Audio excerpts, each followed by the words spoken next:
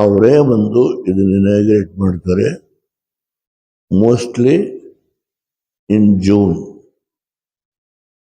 ಬಹುಶಃ ಅಷ್ಟರೊಳಗೆ ನಮ್ಮ ಅಧಿಕಾರಿಗಳು ಅಲ್ಲಿ ಯಾರು MD ಇದ್ದಾರೋ, ನೀವು ಯಾರಿಗೆ ಇದನ್ನ ಜವಾಬ್ದಾರಿ ಕೊಟ್ಟಿದ್ದರೋ ಜರ್ಮನ್ ಕಂಪನಿಯವ್ರಿಗೆ, ಅದಲ್ಲದೆ ನೀವು ಏನು ನಿಮ್ಮ ಸ್ವಂತ ಕೆಲವೇನಾದರೂ ಈ ಮುಂದ್ಗಡೆ ಮಾಡ್ತಕ್ಕಂಥ ಕಾರ್ಯಕ್ರಮಗಳು ಅದರಲ್ಲಿ ಅಳವಡಿಸಿದ್ರೆ ಸಂತೋಷ. ಜೂನ್ ಒಳಗೆ ಇದನ್ನ ಮುಗಿಸಿ ಮತ್ತೊಮ್ಮೆ ನಾನು ಬರ್ತೇನೆ, ಕಣ್ಣಿಂದ ನೋಡ್ತೇನೆ. ನನಗೆ ಸಮಾಧಾನ ಆದರೆ ಪ್ರೈಮ್ ಮಿನಿಸ್ಟರ್ ಕರ್ಕೊಂಡು ಬರ್ತೇನೆ. ಇರೋ ವಿಷಯಗಳು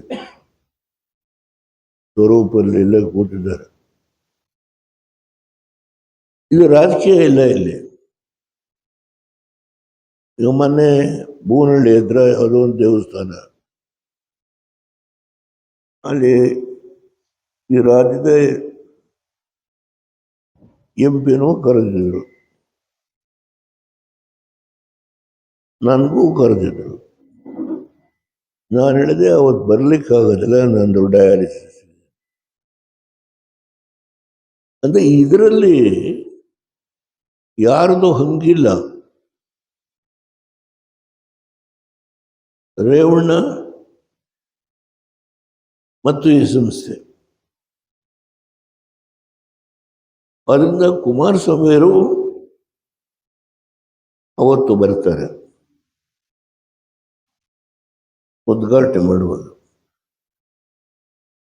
ಅವತ್ತು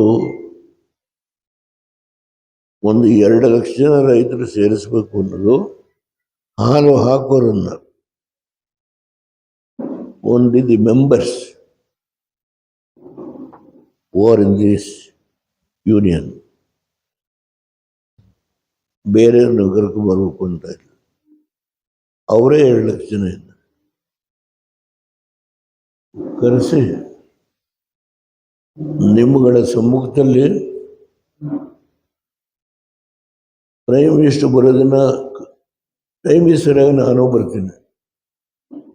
ಇವತ್ತು ಮಾಡಿದಾಗ ಮಾಡಲ್ಲ, ಇವತ್ತು ಮಾಡಿದ್ದಕ್ಕೆ ಕ್ಷಮಿಸ್ಬಿಡಿ, ದಯಮಾಡಿ ನಿಮ್ಮಲ್ಲಿ ವಿನಂತಿ ಮಾಡಿ, ಅನ್ಯತಾ ಭಾವನೆ ಮಾಡಬೇಡಿ. ನಾನು ಇಷ್ಟಿನ ಈ ಸಂದರ್ಭದಲ್ಲಿ ಹೇಳಿ,